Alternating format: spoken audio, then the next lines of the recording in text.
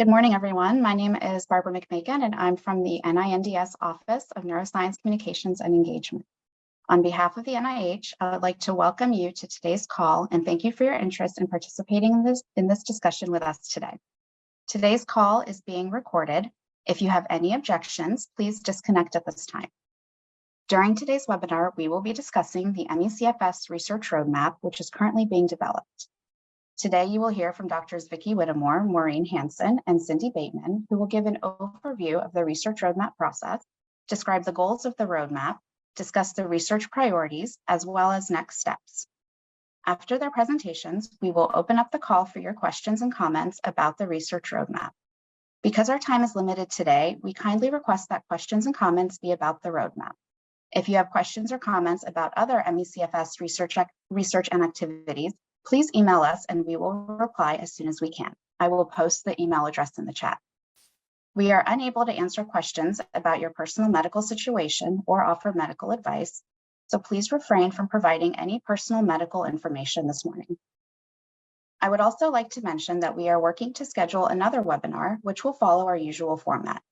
As soon as we have the date and Zoom details available for that call, we will share the information with the ME CFS listserv, so please keep an eye out for that announcement. During today's Q&A session, if you have a question for our speakers, please select the raise hand button at the bottom of your Zoom screen and we will call on you to unmute. If you are joining us by phone, please dial *9 to raise or lower your hand and *6 to mute and unmute. You can also submit questions using the Zoom Q&A box. We will try to answer as many questions as possible in the time we have available to us today. Now, I would like to hand the call over to Dr. Vicky Whittemore. Thank you, Barbara. And let me start by sharing my screen here.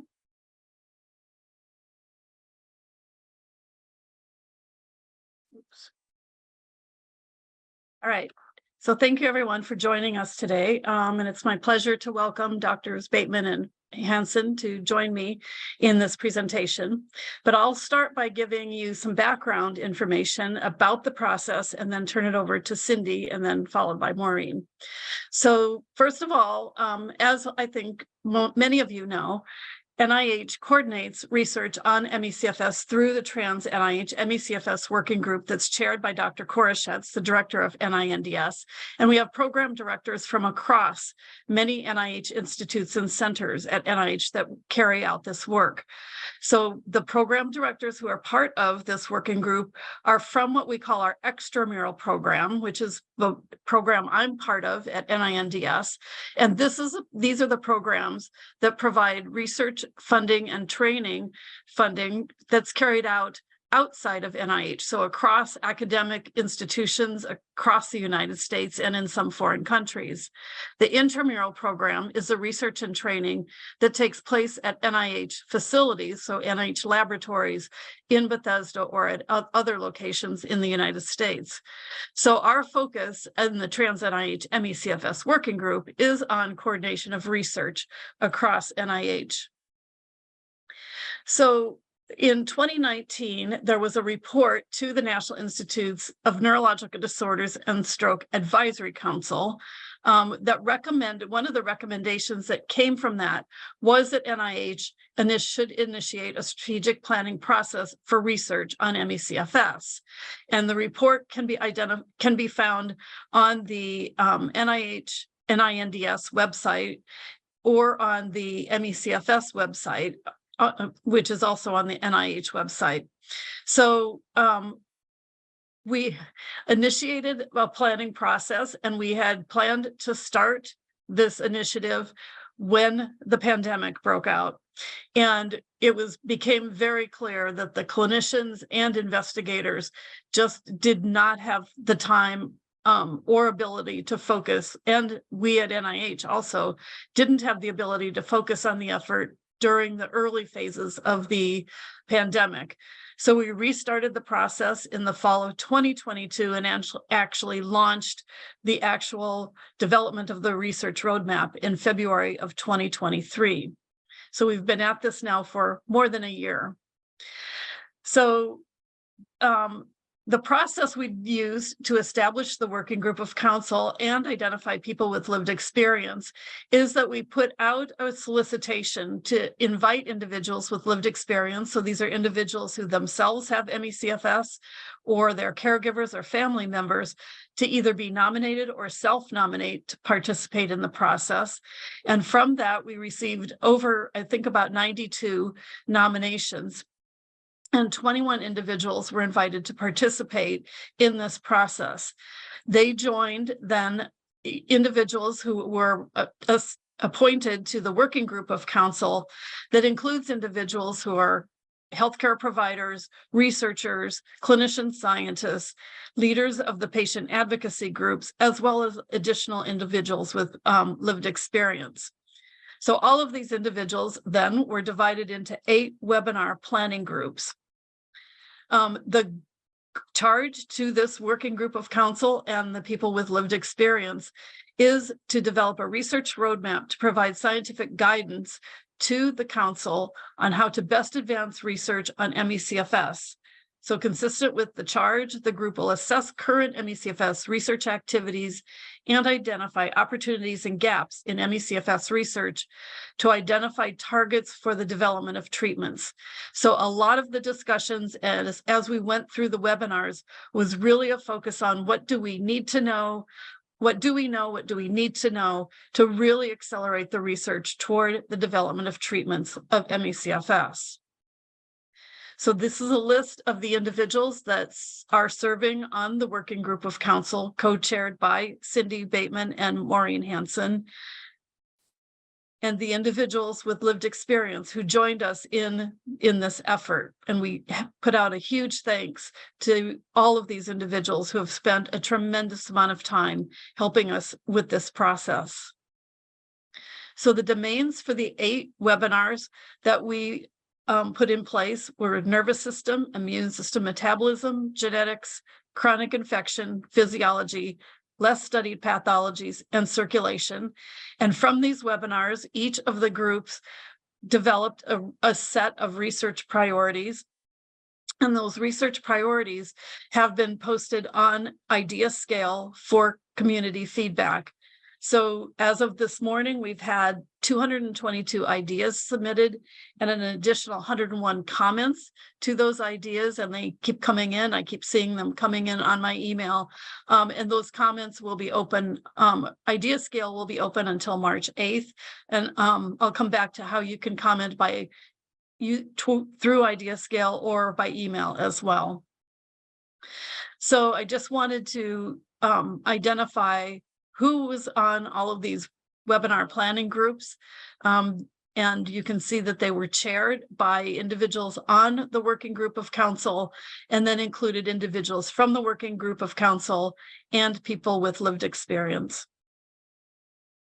So the timeline, as I said, for this actual process was that the webinars were held between August of 23 and January of 2024.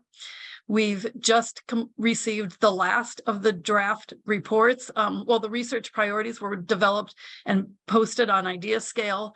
We've just received the last of the reports and are in the process now of pulling all 8 of the reports from the webinars together into an overall report that will be completed and sent back out to the working group of counsel and the people with lived experience for review and feedback, also taking into account all of the feedback that we've received through email and on IdeaScale.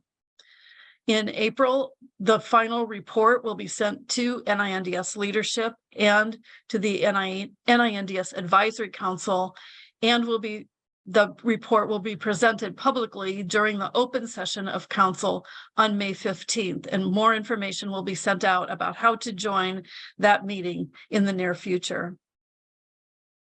So for more information about the ME/CFS Research Roadmap, you can find that on the NIH website. If you go to the website and just type in ME/CFS Working Group of Counsel, it will take you to this information. And the video recordings and transcripts from all 8 of the webinars have been posted on this website. Again, you can reach that through the information on the NINDS website as well. Ways to provide feedback. As I said, you can go to IdeaScale and provide this feedback, or you can send email to MECFS Research Roadmap at ninds.nih.gov, and we will post your feedback onto IdeaScale for you. And the best way to receive announcements and updates as we go forward is to sign up for the listserv by going to this link and signing up for that listserv. And I just would like to really give a huge shout out to our NIH team who have really helped behind the scenes to really help with all the logistics, coordination of all of these 8 working groups and webinars and this process as we've gone forward. And we also couldn't have done this without our contractors from RLA, especially Holly Riley, Damon Kane, and the science writers that helped us to take notes throughout the process. So with that, I'm going to turn it over to Dr. Bateman for her comments. Cindy? Thank you very much, Vicky. I appreciate what you've shared already. I just want to take a few minutes and share a little bit about my experience and a little bit more background information for everyone. Next slide. This was a really challenging and complex process, I think. Sometimes it's hard to appreciate. I wanted to start out by thanking the NIH and RLA teams for providing that labor-intensive leadership and infrastructure to make it possible for us. I'm sure that it ended up being a lot more work than they thought it might be. That's always the case with big projects. This challenging and complex project required hundreds of hours and was carried out by volunteers. I think we need to appreciate that across the spectrum of MECFS stakeholders, people who volunteered their time, and a lot of it, scientists, clinicians, advocates, and highly qualified people with lived experience who really paid a high price for their participation. And it has taken a year for all the logistics, identifying, inviting, coordinating schedules, reviewing the literature, preparing lectures, and implementing these webinars, not to mention trying to figure out what to do with all the information. It is challenging to address a complex multi-system disease in manageable but overlapping topics and subtopics. We talked a long time about how to make this a manageable approach in such a complex situation. And it's going to, and it is taking and will take, it will take us some time to distill the hours of webinar lectures and research priorities. I also wanted to mention that there are originally 7 webinar topics, but the working group realized that some important emerging topics were missing. So the 8th webinar was added, called the Lesser Studied Pathologies. Next slide. So why was this project important? Just some additional thoughts. Of course, it was to carry out our mission to assess current research activities and get this information to the NINDS Council. But there are also some really important reasons why this project was important. One is to create an updated summary of an explosion of scientific progress since the IOM evidence review that was published in 2015. And also to focus specifically on MECFS while still recognizing the new knowledge we may gain from studying long COVID.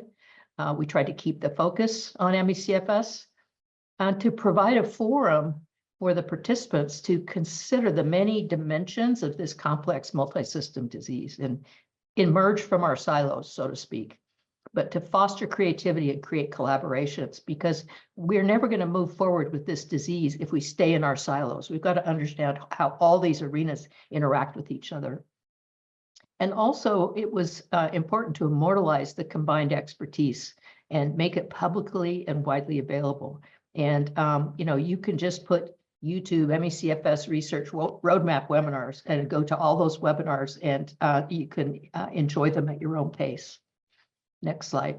I thought it might be interesting for you to see if for people who weren't able to attend the webinars, this is the agenda, and each of these topics was 1 or 2 or 3 speakers underneath the 8 webinars, and you can see that there's just a lot of depth and detail to the things that we all tried to teach each other in these webinars. Next slide. And I also, as someone who's kind of been around a long time, and I was also on the IOM committee that wrote that report, I put in red, and I just did this as a gestalt, but I put in red things that are kind of new topics, actually. I mean, we made progress in every topic. There's been progress since 2015, but some of them were like brand new topics that we have known very little about. So I'm very, very optimistic. I'm grateful to all the people who came and joined in this effort, gave up their time, and I think it's going to provide a legacy of information for our field. Next slide.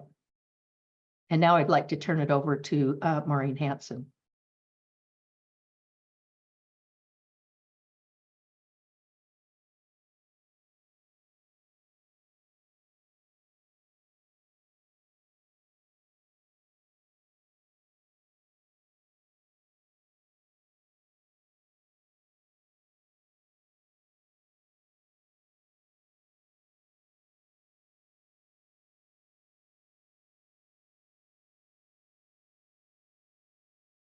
Okay, I'm having a little issue sharing my screen, but I'm going to in a second.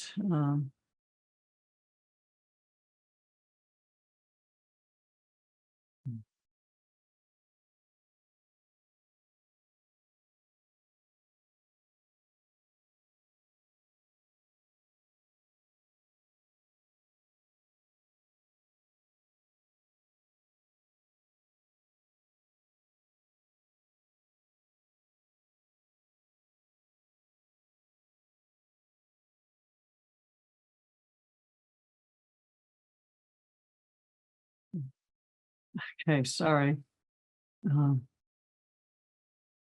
I see. Sorry about that. You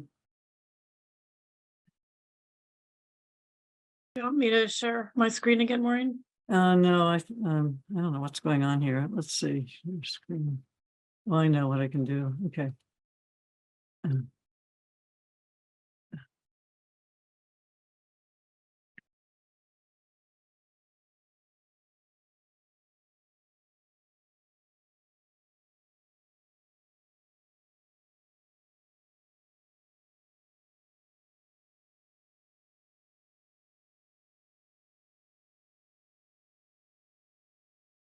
Okay, so can you see the slides?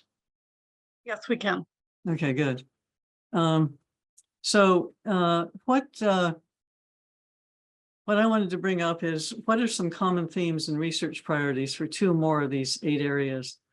And as Vicky told you, we had these webinars on these 8 different topics. So I don't want to go through each one of these individually, but what I did is I went through and found some cross-cutting themes between these. And now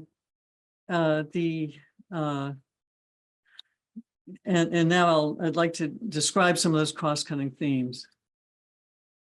So one of them was that it's really necessary to have sufficient cohort sizes, and we need to represent the proper demographics, a variety of demographics. And we have to focus on age and sex and the stage of illness and comorbid conditions. We need to consider sex differences in research findings that can necessitate the sex-specific data analysis.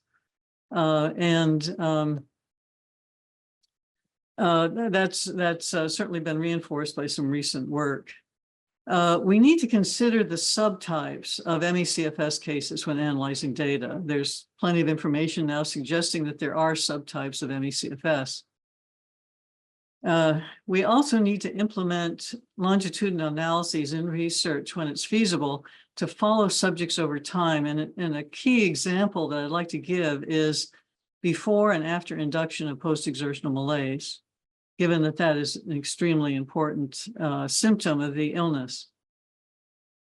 We need to have an expansion of ME/CFS biorepositories to include a range of tissues as well as biofluids. That was emphasized by a large number of the different groups. We also need to analyze data gathered from different experimental types, different research field, like, do multi-omics, for example, to increase the precision and accuracy of identifying ME/CFS signatures.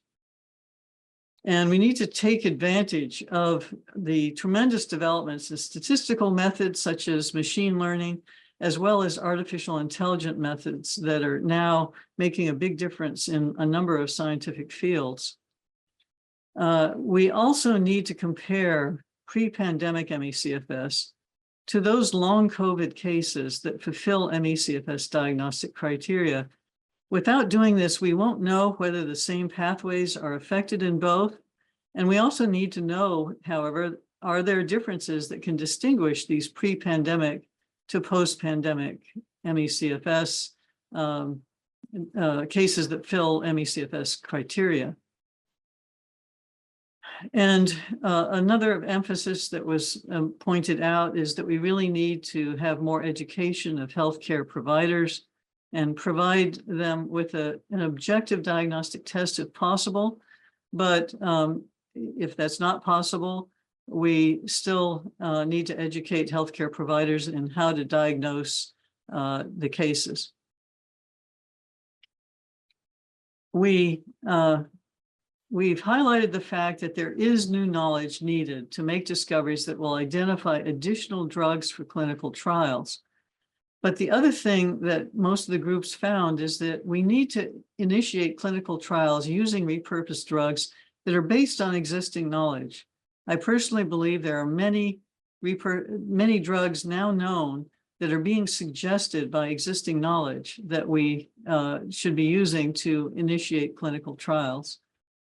In these clinical trials, it's going to be important to identify the patient subsets who might respond differently in clinical trials than others.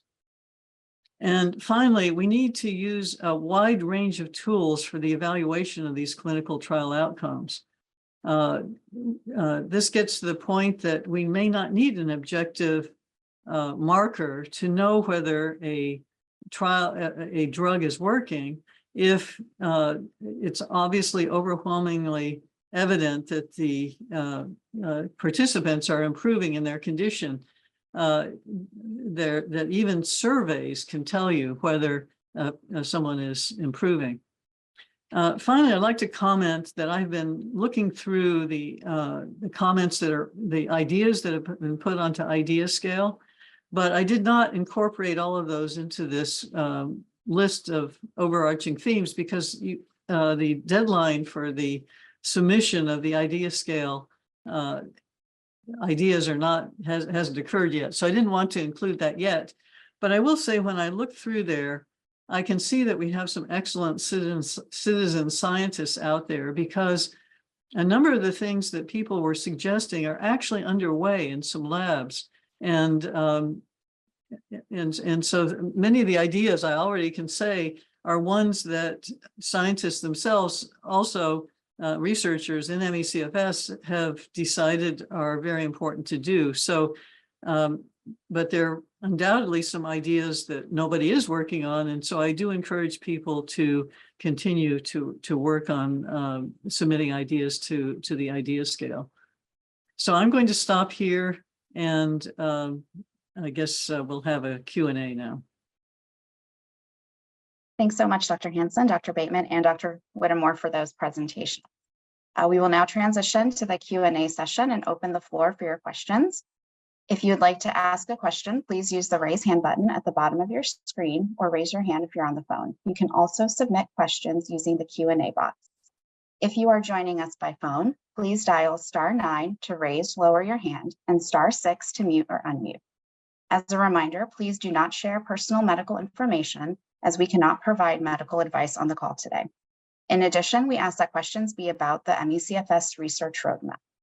So we'll start with some of the questions that we've gotten in the Q&A box. And Dr. Bateman, I will direct these to you. They are both about fibromyalgia. Do you consider fibromyalgia to have similar etiology as ME/CFS? Should they be included in these studies? If not, what is your reasoning? And then a similar question, Fibromyalgia also has the same or very similar symptoms as ME/CFS as well as long COVID. So why isn't fibromyalgia included in these research projects? A very good question. As a clinician who's worked across these illnesses for many years, I'll tell you that the way we define these illnesses creates a lot of overlap. And so getting a diagnosis in the community is not necessarily a good way to divide. When we diagnose ME/CFS, we acknowledge the presence of pain amplification, like is seen in fibromyalgia.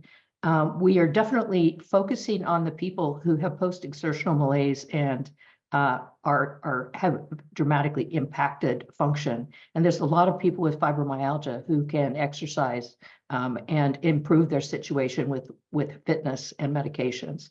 So I do think we take into account the subset of patients who have a lot of pain that is very similar to fibromyalgia. And we'll just kind of have to wait as we get objective biomarkers. I will say that the science of chronic pain and pain amplification is far more advanced than the amount of science we have to understand ME/CFS. So we're trying to focus on the underserved component and those that are more ill. Hope that's helpful. Thank you. Another question we've received is, how will NIH include people over 65 with ME/CFS who are usually excluded from participating in research studies? Dr. Hansen, I don't know if you want to address that. We actually included people up to the age of 70 in our studies. One issue of including people over that age is if there is an intervention involved, it becomes more problematic. So in our studies, for example, it included a cardiopulmonary exercise test. We couldn't include people over 70 because we wouldn't get approval for that from our human subjects. But for other purposes, I see no reason why people over 70 could not be included. If, for example, it's a simple blood draw. And I certainly hope that people over 70 will be included in those studies. It will have to, people over 70 do have issues that have to do with age. So it is going to, require some consideration of those age-related differences. But I see no reason why researchers can't include people over 70 as long as the intervention or the participation in the study is not going to be more harmful for people over 70.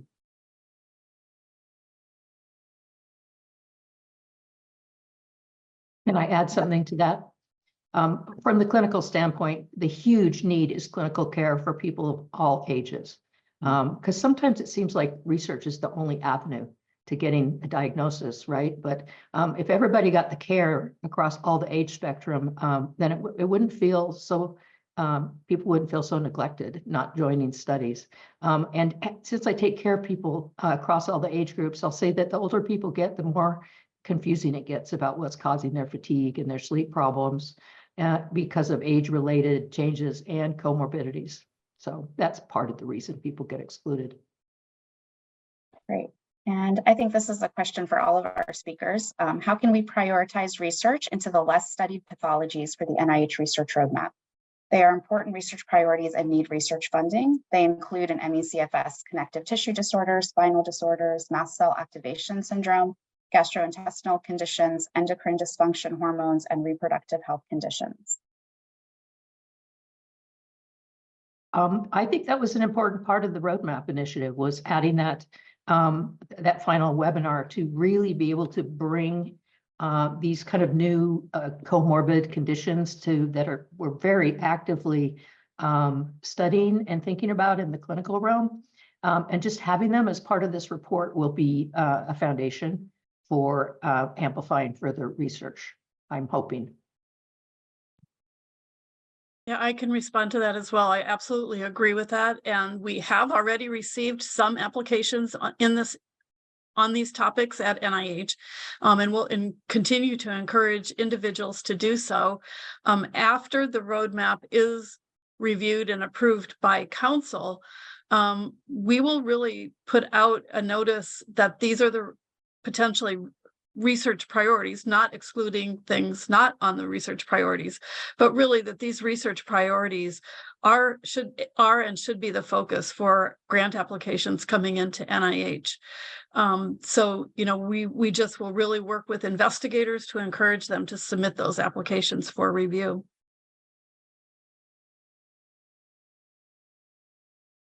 Okay, great. Thank you. Now we're going to hear from some of our attendees that have their hands raised. We'll start with Scott Daniska. You want to unmute, please? Hi, can you hear me? Yes. Hi, thank you for taking my question today. I appreciate your time and the opportunity. And so I had a question about the roadmap in the timeline that you presented, that there's 8 areas of focus that you want to study, being nervous system and chronic infections and so forth. And I noticed that none of those main areas of study are environmental, and I'm wondering why that isn't a main area of study. We know there's like so many conditions and diseases where the environment plays a large role in the disease. For example, I just read an article the other day about a chemical used at dry cleaners that leads to a 400% increase in Parkinson's. And so, with millions of people affected, I'm surprised that no single doctor or researcher has ever thought like, hey, let's look in people's homes and, see if there's any environmental component to the illness. I've issued a survey myself to a few different chronic fatigue syndrome groups. 80% of patients have self-identified as having multiple chemical sensitivity.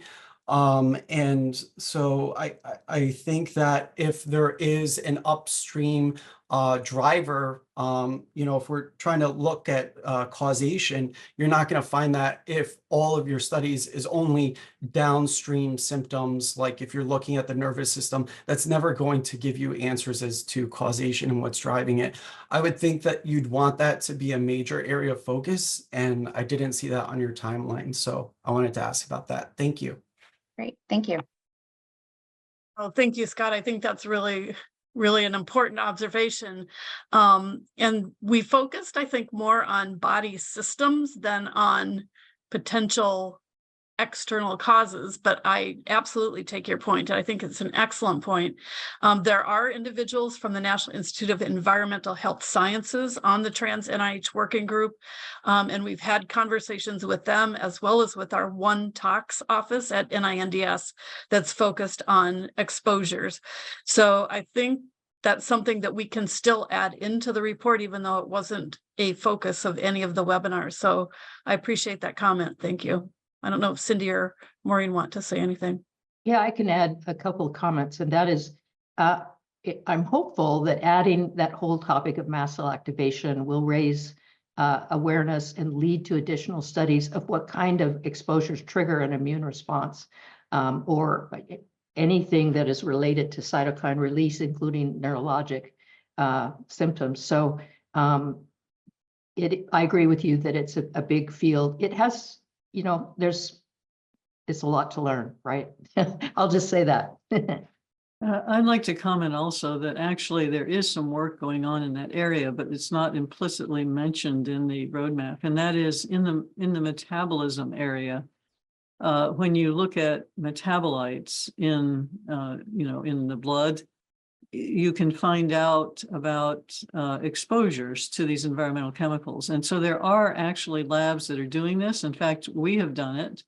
And other groups are actually looking specific. I know of some work in which people are specifically looking to in the field called exposomics, looking specifically to see if there's differences in exposures of people with ME/CFS versus people who are healthy.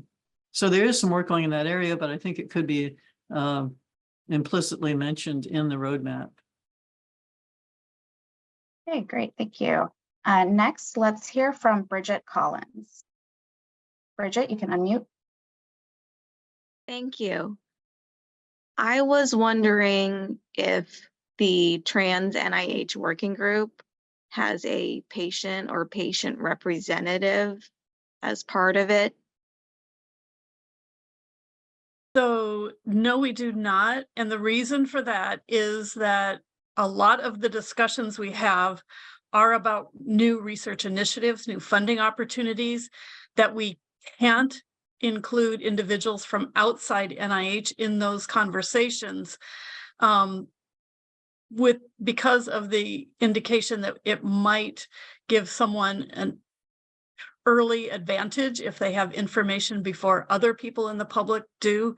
So a lot of our discussions are very internal to NIH policy and NIH funding opportunities. That's not to say, though, that we don't regularly have interaction and conversations with individuals with lived experience, and many of us have very active ongoing conversations and exchanges with many of the patient advocacy groups as well. Great, thank you. Next, we'll hear from Peter Cariani. Peter, you can unmute your line. Hi, I was just wondering what it would take to get an NIH disease registry for ME/CFS. I know I saw on the website there are about 30 other diseases that have registries, and I think it would be a big boost for researchers and clinicians to have some sort of central clearinghouse that's sponsored by the NIH. So, and should that be a part of the current roadmap? That's my question. So typically NIH doesn't well, let me put it this way. So typically NIH supports registries in conjunction with research studies. So there was discussion at the early phases of funding of the ME/CFS collaborative centers of establishing a patient registry, and we actually partnered with Solve ME/CFS and provided significant funding for the development of their registry. It's something that we can look at and readdress to see if there's a need, but we know that there are other registries out there, but something that we can take a look at again. Peter, thank you. Thank you. Next, we'll hear from Andrew Lidrell. Andrew, you can unmute your line. So first, I'm really grateful for all that you're doing. It's been a journey for me that's been a struggle, and to be working in a field or being affected by something where it's kind of a mysterious disease is really, really difficult, and it's impacted my life a lot. So thank you. My question is about medical education. I've been funded by NIH in the past, so I understand your mission is more research-based. But one of the biggest things that I've run into is I've probably seen over 20 providers across a broad spectrum of specialties over the last 5 years. And I'd say probably 2/3 of them have no understanding of ME/CFS. And the biggest thing I've run into is the gaslighting that happens and being told it's in my head. So I don't know if it's in the wheelhouse of NIH to do this, but I noticed in the 8 domains that medical education wasn't part of that. Is there any possibility for NIH to find avenues to disseminate information, specifically to medical education, whether they're existing providers or in the trainees programs? And I've asked residents that are, following in, family medicine residents that are, following the provider I'm seeing, what are they taught? And they're literally telling me nothing. They're not exposed to it. So thank you. A question. Typically, that is medical education is not within the NINDS mission or NIH missions, other than we do release press releases and hold webinars, conferences to put out the information that comes from NIH funded research. It's really within the CDC's mission to foster medical education. And maybe I'll turn to Cindy, because there are some pretty extensive medical education efforts ongoing in the nonprofit area, both with ME Action and the Open Medicine Foundation. I don't know, Cindy, if you'd like to comment on that. Sure. Yes, it's one of my favorite topics. There's a vicious circle, right, about medical education, because until the research is done and the evidence base exists, it won't be taught in medical school. So we've tried to figure out ways to kind of push both agendas, but the nonprofit I work for, the Bateman Horn Center, has a funding. We've been doing medical education. We also have funding from Open Medicine Foundation to partner, and we have spent several years trying to figure out how to get medical education available. But it's a tough one, and it's beyond the scope of this, except to say we have to get key people in academics and in professional societies and in places that license and provide credentialing. All those places need to buy in, and in order for us to be able to get these kinds of materials in medical schools. Our website has a rich amount of medical education, but you have to come to it. But I welcome you to explore it. And if you have other questions, you can free to contact me. Yeah, I'd like to comment that a number of ME/CFS researchers are trying to do what they can as far as medical education. For example, I gave a grand rounds at our local hospital. And so there is some medical education going on, but I do agree, we need to get this into the medical schools, have them do a module that is specifically on I would say infection-associated chronic conditions, and maybe with the interest now in long COVID, that there could be joint efforts of people studying long COVID and ME/CFS and chronic Lyme to have such a module. If I can comment, I actually just had a call this morning with a group of clinicians from a long COVID clinic at a major university and hospital in New York City, who very much want to develop such a training program for their hospital, as well as that could be utilized nationwide to really educate their providers, their medical students, the public, other primary care providers across the country. So there's significant movement in that direction. And I think the best approach is what Maureen just said, is to really expand it to these chronic post-infectious disorders, including long COVID, ME/CFS, post-Lyme, and others. So I think there's movement in that direction. Well, can I add one more comment? One of the things we're trying to do in furthering provider education is link to long COVID. And the CDC has funded an educational program, an online education program called Project ECHO, that is on post-infectious illness, long COVID, and require that part of the faculty be ME/CFS specialists. So those of us in the ME/CFS world are trying to collaborate and keep ME/CFS in the conversation. Great, thank you. We've received several questions in the Q&A box about what happens following the council meeting in May. Dr. Whittemore, I don't know if you would like to speak to that. Sure. So following hopeful approval of the report, I don't see why it would not be approved. It will go back to the Trans NIH ME/CFS working group, where we'll talk about where's the low-hanging fruit, things that are easily implemented, and sort of what are longer term kinds of research initiatives that may be needed, focus on research, helping investigators to organize, to develop protocols for clinical trials. So it will, as I said, after it's approved, the Trans NIH working group will develop a plan for next steps that will hopefully also include partnering with several of our nonprofit agency or foundations and nonprofit groups to really help to foster a research across the landscape, where they can play a critical role in funding pilot grants as well, that can provide that initial support to investigators so that they can develop preliminary data to come in for NIH funding. So the report will not just be a report that gets put on the shelf to collect dust. It's something that will be actively implemented and will determine next steps following the approval in May. Great, thank you. How will NIH ensure that people with ME who are under the age of 18 are studied? I don't know if Dr. Hansen or Dr. Bateman, you would like to take that one? That is a good question.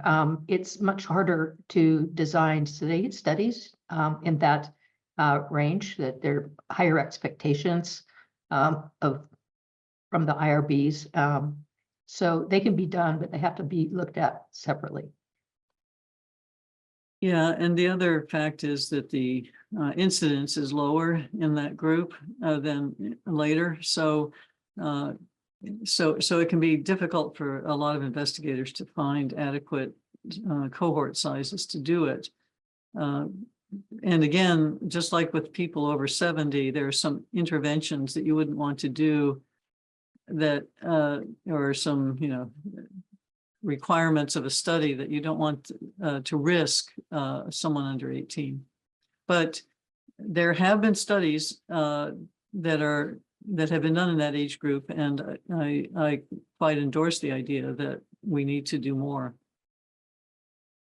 We have a representative from the National Institute of Child Health and Human Development, NICHD, on the Trans NIH Working Group, and it's something they're very interested in supporting. We just don't see grant applications coming in proposing studies in that young age group. We also, NINDS is also partnering with the National Heart, Lung, and Blood Institute to really foster research on dysautonomia, POTS, orthostatic intolerance. And we really are encouraging people, again, to study individuals within that young child and adolescent population. So if people have an interest in those types of funding, that type of funding, you certainly can contact me, and I can also put you in touch with individuals in either of those institutes. Great, thank you. How are these research efforts being informed by and interfacing with research in other countries, such as the UK and Europe?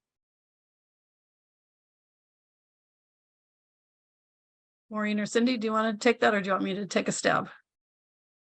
Go ahead, and then I'll see if there's anything else to add.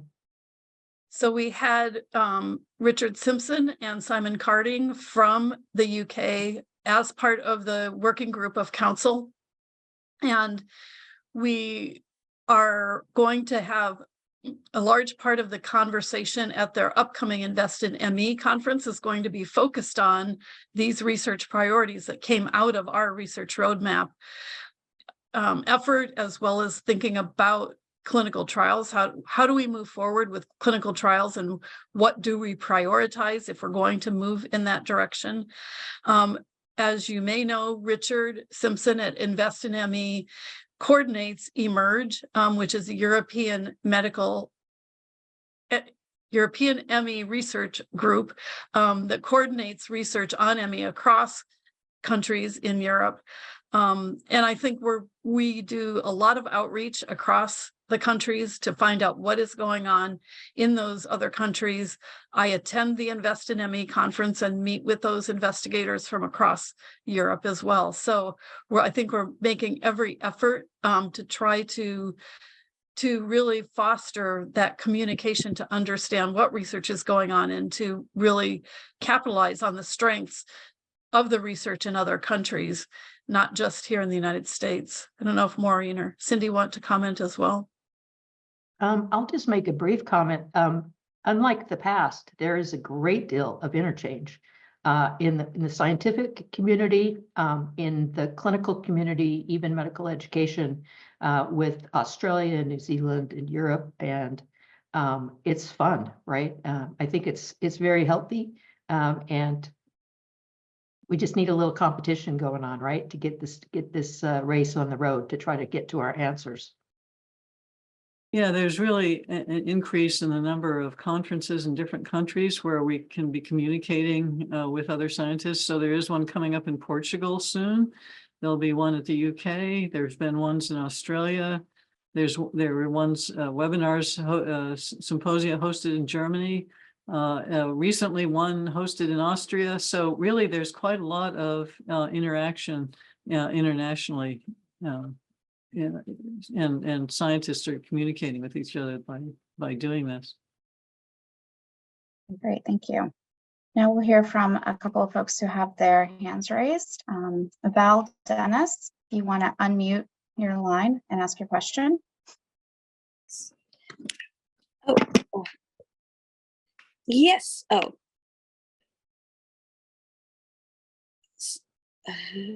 Okay, sorry about that. Can you hear me? Yes, we can hear you. Thank you. This is phenomenal. This is my first contact with all of this, and I have ME/CFS, so it's a lot of information. Hopefully my question won't be irrelevant or redundant, but I was wondering, I saw that I did not see actually that some of the research questions or topics would be maybe differences in different races and how that might manifest in ME/CFS. So I was wondering if there was anything about that. And just on the idea submission side, is there any way to access already submitted ideas to like kind of try and minimize redundancies, or we just fire them off and hope for the best? Thank you. Thank you. I'll take your last question first, and then we can answer the other question. So, so you can go to idea scale, and we can. Somebody maybe can put the link in the chat for everyone. If you go to idea scale, you can see all the ideas without having to set up an account and to be able to submit ideas. But you also are, once you're there, allowed to set up an account so that you can either add your ideas or comment on existing ideas. That's the best way to see all the ideas that have been posted to date. Your first question then about races, I think that falls into probably what Maureen presented in overall and overarching, maybe wasn't explicitly stated yet in the research priorities, but certainly will be part of the report, that it's critically important to take race, ethnicity into account, because I think that has not been done adequately in the past. Maureen, do you want to comment on that? Yeah, in my overarching list there, the word demographics was what was referring to that, so that race and ethnicity. And actually, NIH already requires, when you apply for research funding, that you indicate how you are going to include ethnicity, race, sex in your cohort. So it is something that any researcher submitting a proposal to NIH must take into account. Great, thank you. Next, we'll hear from a caller who is dialed in via phone. The last numbers are 125. You can go ahead and unmute your line and ask your question, please.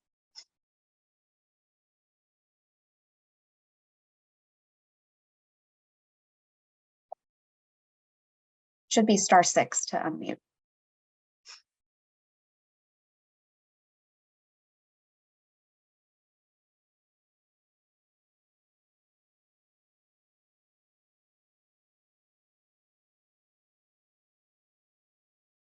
I don't see them unmuting, so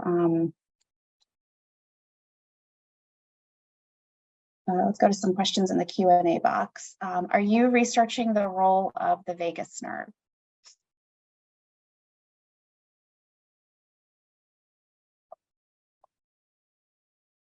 So I know, yes. So I know that there are NIH grants that are funded to look at that, and we're open to taking additional applications in that area. There is also a very large common fund program called SPARK that has investigated the role of the vagus nerve and innervation of peripheral organ systems, that is not disease specific, but that is providing tremendous baseline information about how the normal nervous system does that we can then build on to look at how that innervation and nerve supply to peripheral organs it is carried out. There's a lot of interest in the brain-gut interaction, with the idea that the vagus nerve is potentially the highway that takes information from the brain out to the peripheral nerves, but also is taking information from the periphery, including the gut, back up to the brain. So there's a lot of research ongoing in that area as well. Great, thank you. Is there research looking at using CD19 CAR T drugs being used to treat autoimmune illnesses for ME/CFS2? Also, are there plans to use AI, big data, and other recent tech advances for ME/CFS research? So I don't know, Dr. Bateman, if you want to start off with the first part of that question. I don't know the answer to that question. AI is certainly one of the, is something that's in the research priorities, is something that was mentioned. I actually don't remember if the CAR T suggestion has been in the research priorities. I'd have to go back and look. But certainly machine learning and AI are both in the research priorities. I know that there are some groups that are already beginning to do that, utilizing the data that's available on the tool MAP ME/CFS, where you can access data and begin to use machine learning and AI to look at correlations within a study and across various studies. So that research is ongoing. Great, thank you. I think we have time for one more question. Could you describe how you would study the occurrence, progress, and prevention of post-exertional malaise?